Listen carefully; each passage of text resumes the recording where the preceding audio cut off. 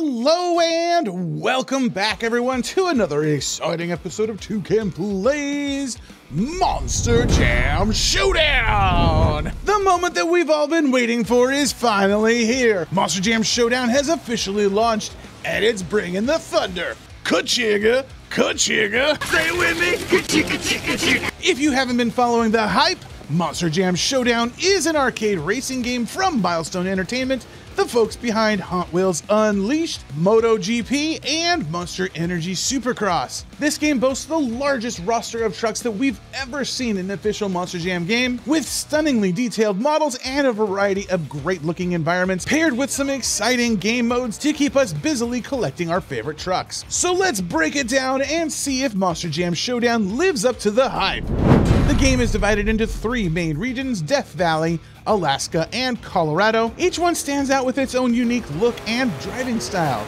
Alaska feels cold and wet, Colorado is wild and rugged, and Death Valley nails that dusty desert Baja racing vibe. What's really cool is that every circuit track has a sunny version and one with extreme weather effects that really start to mess with your day. Between the obscured visuals and the slick track conditions, the weather actually impacts your driving in a big way. The tracks also have a surprising amount of verticality and alternate paths, which is such a breath of fresh air compared to the flat and somewhat dull designs of Steel Titans 2. As for the trucks, Milestone didn't skimp on the details. Most trucks are set on this CRD style chassis, but they didn't forget about the unique setups for trucks like Higher Education, Avenger, and Maximum Destruction. Milestone even sent out a team to Nashville during World Finals 22 to capture detailed images that were used to create these 3D models. And it really shows, guys. These trucks look like they've been plucked straight from the real world and dropped right into the game. You can spot individual rivets in the fiberglass bodies, see scratches and scuff marks on the frame, and even check out the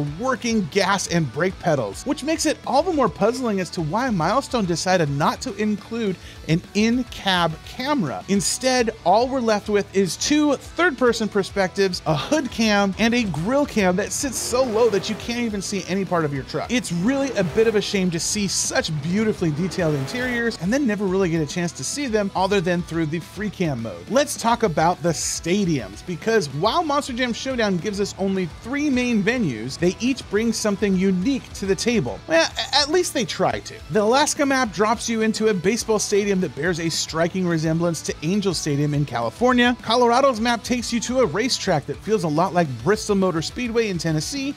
And then there's the Death Valley map, which is a kind of a mashup between St. Louis and Arlington stadiums. Even though there are only these three venues, the game does try to mix things up a bit with different layouts for events like head-to-head racing, freestyle, and the new best trick mode, where you're challenged to pull off specific tricks for a score multiplier bonus.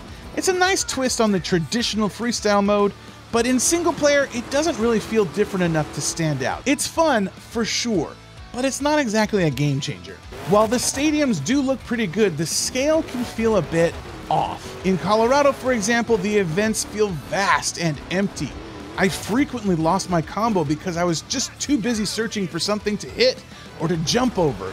On the other hand, Death Valley can feel downright claustrophobic, with tricks often sending you flying straight into the stands, which, hey, depending on your sense of humor, that could be quite entertaining or downright frustrating. Then there's the issue of lack of variety. The venue art style and track colors stay the same across all of the different events, making everything start to blur together after a while. Honestly, some freestyle events were so similar that the only difference seems to be a slight shift in obstacle placement. A bit more visual diversity would have gone a long way in keeping each event feeling fresh and engaging. Monster Jam Showdown feels very familiar, especially if you've played Steel Titans 2. The right thumbstick is key here. It controls the rear wheels, letting you tighten up those turns and pull off some slick drifts. It also comes into play when you're rotating your truck mid-air, which at times makes you feel like you're playing a Tony Hawk game instead of wrangling a 5-ton monster truck. You can customize the controls to some extent, but one point of frustration that I had was that the brake and reverse are tied to the same input. That means that tricks like stoppies and wheelies are actually trickier than they really should be, since you've got to keep the truck moving constantly. You can't just lay on the brake and come to a complete stop. When you start the game, you're prompted to choose your experience level, ranging from 101 for beginners to Showdown for those looking for a bit more of a challenge. In practice, these options mainly toggle the driving aids, which are intended to help younger or less experienced players stay competitive. But with all of the aids active, it can really feel like your truck is just driving on rails, and not in a good way. The computer tends to hijack your controls, often sending you veering off course into the nearest rock. It's disorienting to say the least. I do plan on breaking down all of the driving aids in detail in a future video, but in the meantime, it's nice to know that you can turn most of them off for a more realistic, hands-on experience. But now, let's address the elephant in the room, the physics. Yes, they're floaty. No, they're not realistic, but with some exceptions, they actually can be pretty fun, especially in modes like Extreme Freestyle and the online exclusive Treasure Hunt. Ironically, the physics are at their worst when the game insists on taking over for you. Take the bicycle trick, for example. The game recognizes what you're trying to do and forces the truck into a scripted floating maneuver that feels really unnatural, making it tough to chain into other tricks like stoppies. The same goes for moonwalks and nose wheelies.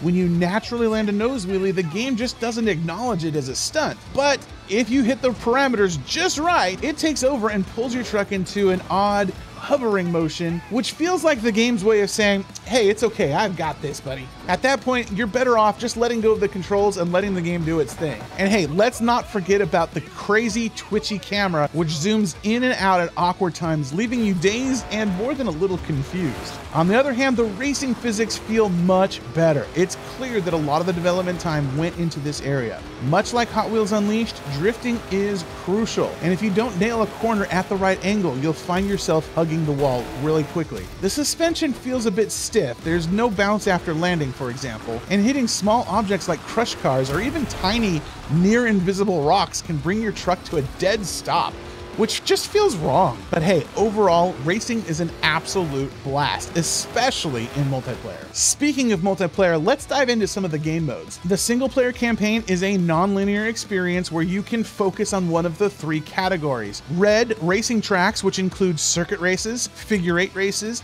and the all-new Horde mode, where runners try to outrun the hunters. But once they're caught, they switch sides, and the match ends when all the runners are caught and the timer runs out. Blue-coded stunt events with freestyle, extreme freestyle, and best trick modes, and the green short events featuring head-to-head and extreme head-to-head modes. As you progress through each event, new ones will unlock, ultimately leading up to boss battles known as Showdown events. Intense one-on-one circuit races where you not only have to finish first, but also meet a specific score threshold. As you play, you'll unlock cosmetic options like new trucks and liveries, titles, driver poses called celebrations, and profile flair to show off on the multiplayer leaderboard. And hey, let's be real here, multiplayer is where the game truly shines. With a maximum of 8 players, races are chaotic and intense. 2-player head-to-head and best trick modes bring out everyone's competitive style, and the online exclusive Treasure Hunt mode is some of the most fun I've had in any game, let alone a Monster Jam game. Honestly, if this mode were refined and expanded with more maps, it could easily stand alone and might even give Rocket League a run for its money. As I said earlier, Showdown boasts the largest collection of official Monster Jam trucks ever seen in a game, with 40 available at launch and 26 more planned in future DLCs. Throw in over 140 liveries or recolors, including some truly impressive custom designs by Milestone, and you've got enough to make any Monster Jam fan drool. This game also marks the debut of several new and classic trucks that have never appeared in an official Monster Jam game before. Trucks like Thunderosaurus, Raising Cane, and Big Kahuna are just a few of the new trucks you can expect to see. Unlocking these trucks and liveries is pretty straightforward. Most are tied to simple challenges that encourage you to play the game as the developers had intended. It's a satisfying process, though I do wish that the challenges were organized a bit more neatly. While the truck selection is undeniably impressive, I do think that the game could have benefited from more robust customization options. The truck models are incredibly detailed, which is great for authenticity, but but it seems to have made it difficult to offer the level of customization seen in something like Hot Wheels Unleashed. It would have been nice to maybe have a few truck bodies that could be used as canvases for custom designs, or even just simple recolors. And let's be honest here, the ability to swap out tire colors would have been a very welcome addition. Some of us would prefer classic black BKTs over the neon rainbow tires that look like they've been dipped in a vat of pastel Skittles. Customization is a big part of the fun in games like these, and while Showdown does do a lot right, a bit more flexibility would have gone a long way. The engine sounds in Showdown are nothing short of spectacular. Word on the street is that a team was sent to record Tyler Menega driving Gravedigger, and if true, they managed to capture some truly bone-rattling roars.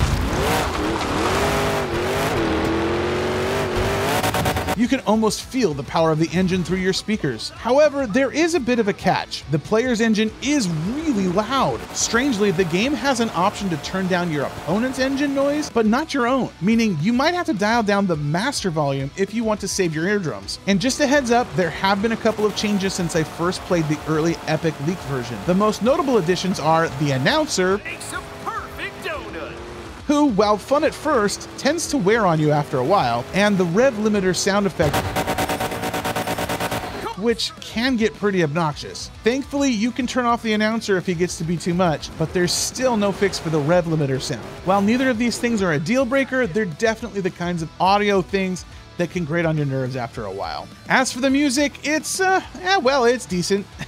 All of the music tracks are licensed from Epidemic Sound, which isn't bad, but it's nothing groundbreaking either. It does its job in keeping the energy up, but don't expect any official theme songs or any kind of earworms that you'll be humming later. And just a heads up, if you're planning on uploading any of your gameplay to YouTube, be careful. Epidemic Sound is quick to slap copyright claims on your videos. Trust me, I've learned this the hard way. So I've read that the game takes around 20 hours to complete and about 50 hours to fully unlock every collectible. However, I managed to max out my profile level and unlock almost every truck in about half that time. And that's without the XP multiplier that comes in the Big Air Edition. I've still got a long way to go to fully complete all of the challenges though, mostly because multiplayer has been sucking up all of my game time. With online leaderboards and crossplay access across all platforms, except for the Switch, sorry guys, there's bound to be a healthy online community for a good while. I will interject here though that since release, we've been seeing some extremely long wait times and some awkward matchmaking. For example, I've been matched in a 4 versus 2 game of Treasure Hunt instead of a more balanced 3 versus 3. Or sometimes we've had to wait 5 minutes or more, even with a full or near full party ready to go. Hopefully these issues get ironed out in future updates, because when multiplayer works, it is an absolute blast. Plus, the free and paid DLC plan running through March 2025 promises new trucks, maps, and potentially even a new online mode called Survival, which was initially announced but then mysteriously shelved before release. The fan community is already buzzing too. I'm personally excited about participating in upcoming tournaments like the Heavy Metal Monsters League and Project Rod Rod's events. Stay tuned for more on those. Showdown offers a massive roster of some of the best rendered monster trucks we've ever seen in a Monster Jam game. This single player campaign is fun and does a great job of scratching that collector's itch. Plus, the driving aids make it accessible for players of all ages and skill levels, and let's not forget about multiplayer. This is what's going to keep the game alive long after the single player content is all completed. The freestyle physics are a bit of a mess, and there's a noticeable lack of that authentic Monster Jam event atmosphere. The limited customization options are a bigger drawback than the developers may have anticipated. Also, the absence of an open world free roam mode is a missed opportunity, especially for the younger players who love that freedom. Overall, I'm with most of the professional reviewers on this one. I would give Monster Jam Showdown a 7 out of 10. It's a good game, but it does kind of fall short of greatness. Hey, there's still plenty of fun to be had here, and if you are a Monster Jam fan, this game is an absolute must-buy. I know that it's a little bit early to be talking about sequels, but I do hope that Milestone gets the green light for another installment. They really do have all of the right ingredients. They just need to listen to player feedback and make the necessary changes. So what do you guys think? What's your favorite mode in Showdown? Drop a comment and let me know. And if you haven't done so already, smash that like button. Subscribe for more Monster Jam content. Be sure to check out the video that you see on your screen right now. And hey, we'll see you guys on the flip side. Later, everybody. Bye.